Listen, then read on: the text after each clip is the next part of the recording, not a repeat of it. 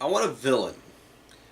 I want a villain so synonymous with the word evil that players from other tables and other games hear about him. That you could say his name, and players, no matter what campaign they came from, know who you're talking about. Kind of like in games or in movies, or in even books or comic books. You guys know who the Joker is. You guys know who Ganondorf, who Bowser, there's a list of them. Who Voldemort is. So, you know who Emperor Palpatine is. You know who Darth Vader is. I want a villain like that. So renowned and feared and infamous that players from other tables will talk about him for years to come. I want a villain that evil. Now I know a number of video backs I made, a kind of campaign writing thing that you can follow where essentially how to design a campaign ladder as far as how to get to your villain, how to build up to the villain, and so on. But how do you write a villain that is so evil, so despicable, that your players feel the urge to hunt him down?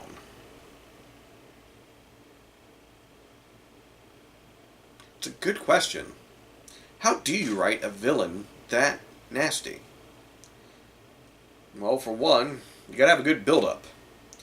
Do you have him there constantly taunting the players, like Handsome Jack does in Borderlands 2, where he's constantly talking to them and, constantly reminding them that Jack will indeed kill them? Do you have them have their face everywhere, or, imposing towers that are dedicated to them, like Bowser? Or do they merely have that aura, that presence, that commands fear, like Ganondorf? Or have they already taken over the galaxy, or the universe, or the world, like the Emperor did, or Emperor Palpatine did, and the players are now rebelling against him and trying to usurp him from his throne? There's different ways you can write your villain, different ways you can portray them to the players. But what do you do to make them villains? What nasty things do you have them do? Do they have the villain kill a favorite NPC? Or do you have the villain trick the players into where they end up helping him when they thought they were, impeding his plans? Do you have the villain use a curse on the players? It's like, you're either going to come to my side in 120 days, or you return to swine and I'll slaughter you like them. Villains.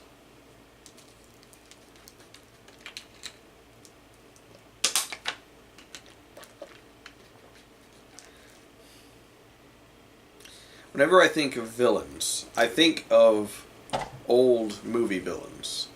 Like, God, what's a good example? Voldemort's a pretty good villain. He's already established in the beginning of the Harry Potter movies and the Harry Potter books that he is evil. That he is the one who shall not be named. He is the Dark Lord. He achieved that level of darkness, and now Harry and the others have to find a way of beating him. That's evil, for one.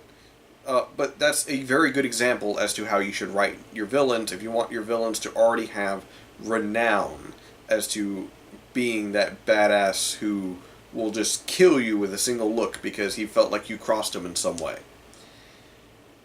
But how do you convey that to your players in the sense that they don't think, oh, you just built this guy up just because he is, so we gotta believe that he's all this evil because you said he is? Or do you give them demonstrations? Maybe they catch a glimpse of the villain doing some deed. They happen to be coming upon a town, and it's smoldering ashes. Only a few are left alive, and you ask them, what happened here? What happened to this town? And they're like, the Dark Lord came. We did not have the harvest for him this year. And so, he destroyed everything that we cherished. He left only a few of us alive, saying that we have to rebuild and bring harvest again next year. Things like that. Things that show how powerful this evil villain, this Dark Lord is, so that way when the players find hints of his power, of like maybe walking in his path of destruction that he left behind. I feel like that's how you can write a villain.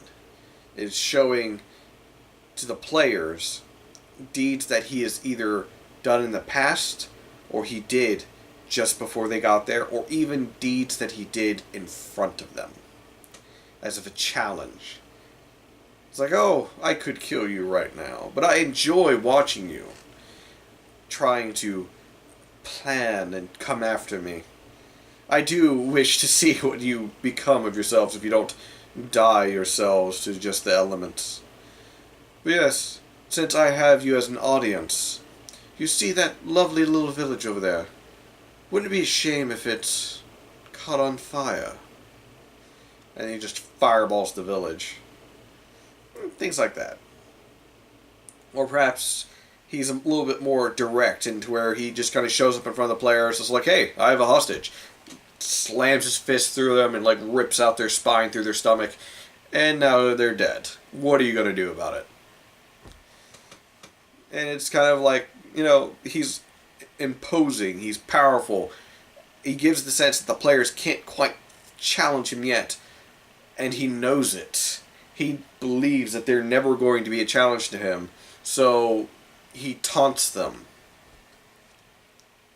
That's the kind of villain that I want. One who just stands there taunting the players until the players finally figure out a way or get strong enough to take him on and then overcome him, and he's surprised.